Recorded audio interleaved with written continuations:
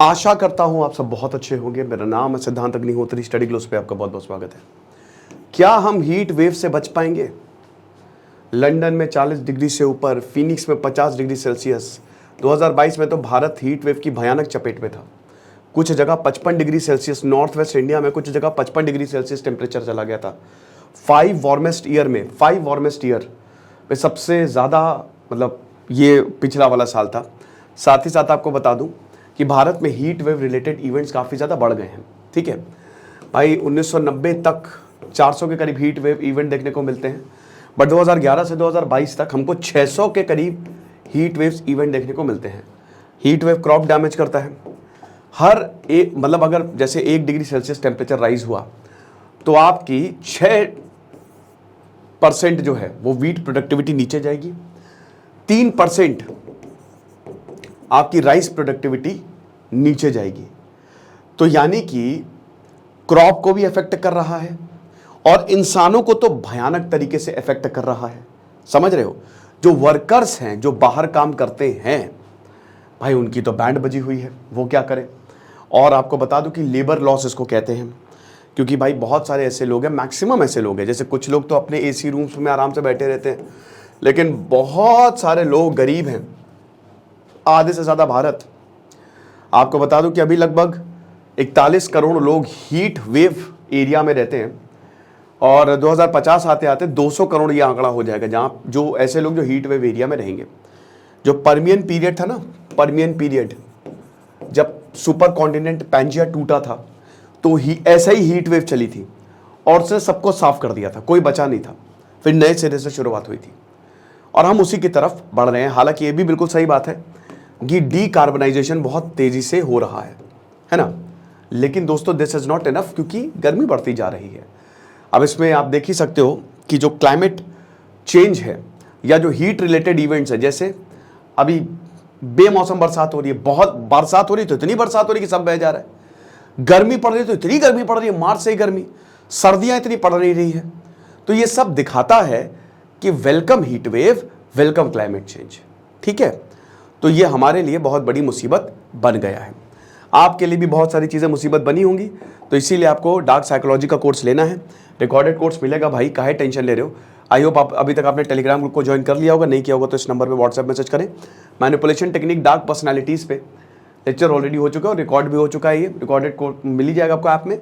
अगला थर्सडे को होगा mind games and psychological warfare. आपकी ज़िंदगी बदल जाएगी। 600 रुपये है यार, मैं नहीं बढ़ाऊंगा।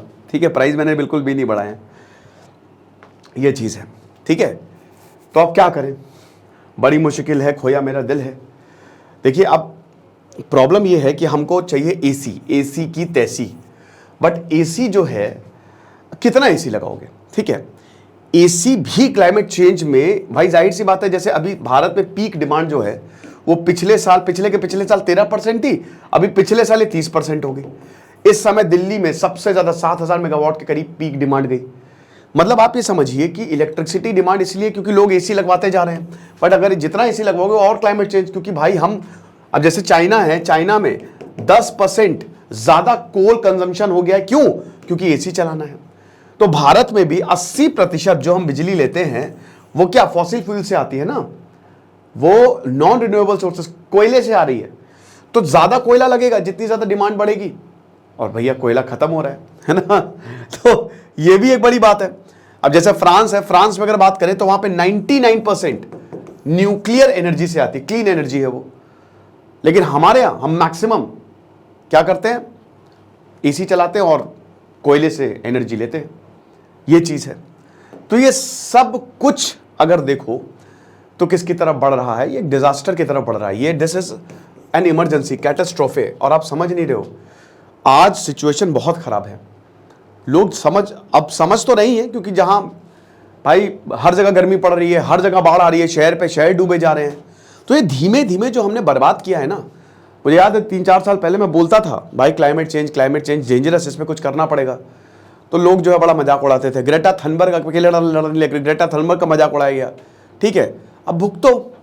देखिए, जो जिनकी उम्र हो गई है, प्रॉब्लम है ना कि पॉलिटिक्स में मैक्सिमम वो लोग हैं जो उम्र दराज हैं, यंग लोग आ नहीं रहे। तो जिनकी उम्र गई है भाई, वो कितना ही आप बताइए कि उनको क्लाइमेट चेंज हो ना हो, उनको इतना कोई फर्क भी नहीं पड़ रहा है।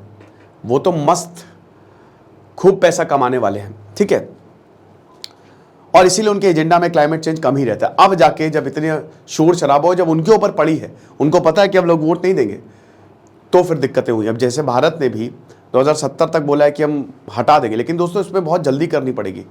मैं अभी चंडीगढ़ गया था, चंडीगढ़ का मुझे लेआउट बहुत बढ़िया लगा, मुझे बेस्ट से शहर वो लगा है भारत में, क्योंकि मैंने ये देखा है भाई, तो ली कॉर्बूसियर ने उसको डिज़ाइन किया और उन्होंने बोला था कि पेड़ नहीं कटने चाहिए, पूरे शहर में डिज़ाइन करेंगे, लेकिन पेड़, देखिए क्या होता है ना कि पेड़ पुराने हैं। एक पीपल का पेड़ 2500 साल तक जीता है, आपको पता है। एक बरगद का पेड़ 600-700 साल तक, लेकिन उसको काटने में खाली 1 दिन लगेगा, 1 दिन से भी कम, कुछ घंटे लगेंगे। तो आप अगर ये कर रहे हो, क्यों? क्योंकि आपको शहर बसाने हैं, तो ये प्रॉब्लम।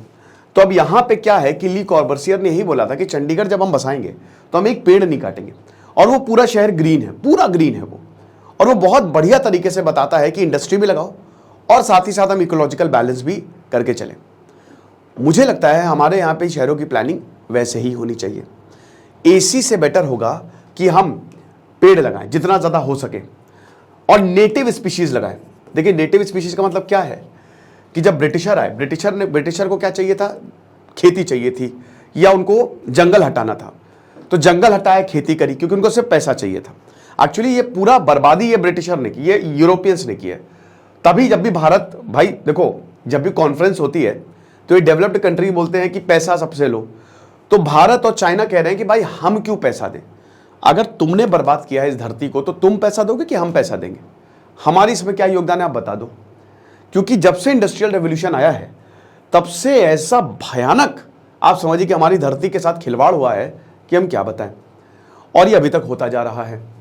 येलो रिवर सूख गई है, मिसिसिपी दिखती ही नहीं, मतलब बड़ा मुश्किल है। अगर आप अमेरिका की भी हालत देखें ना, अभी एक शहर आए थी स्टडी की, शिकागो डूब जाएगा, खत्म, नीचे चला जाएगा वो, न्यूयॉर्क सिटी धंसता जा रहा है।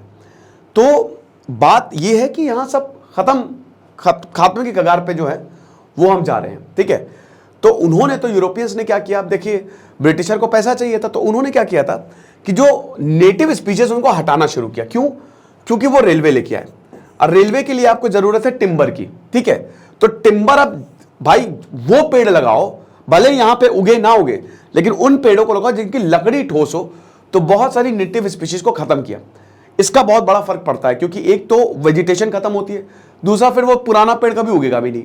तो बेस्ट यही है कि जो क्लाइमेट के हिसाब से सूट करे वो नेटिव। अब भाई कैक्टस थोड़ी ना लगाओगे, कैक्टस लगाओगे तुम रेगिस्तान वाले एरिया में। तो ये बहुत ज्यादा जरूरी है, नेटिव स्पीशीज लगाई जाए, और जितना ज्यादा हो सके ग्रीन कवर को इंक्रीज किया जाए। भारत में ग्रीन कवर इंक्रीज हुआ है, जो कि अच्छी खबर है, लेकिन फिर भी उतनी तरीके से नहीं हुआ है। हमारी जो नदियां हैं, रिवर, सरकार बैन लगा दे कि इसमें गंदगी नहीं फैलाओगे। रिक्रूटमेंट निकालो यार, सरकार को रिक्रूटमेंट निकालना चाहिए, और लगाओ टैक्स, लोगों पे नहीं, उन चीज़ों पे लगाओ जो पैसा नहीं देते हैं। बहुत लोग पैसा कबड्डी खेल के बच के निकल जाते हैं, है ना। टैक्स आपको जान के हैरानी होगी, ज़्यादातर टैक्स मिडिल क्लास देता है, तो उनके ऊपर स्कूलों पे लगाओ, कॉलेजेस पे लगाओ, तगड़ा लगाओ टैक्स। तो ये जो हमारी नदियां हैं ना, ये हमारी लाइफलाइन है, और नदियों को रिजुविनेट करना बहुत ज़्यादा ज़रूरी है। तो नदियों पे काम, गंदगी बिल्कुल भी ना करें। फिर उसके बाद पर्सनल लेवल पे आप कोशिश करें कि आप थोड़ा अपने व्हीकल को कम यूज़ करें, ठीक है, पब्लिक ट्रांसपोर्ट यूज़ करें।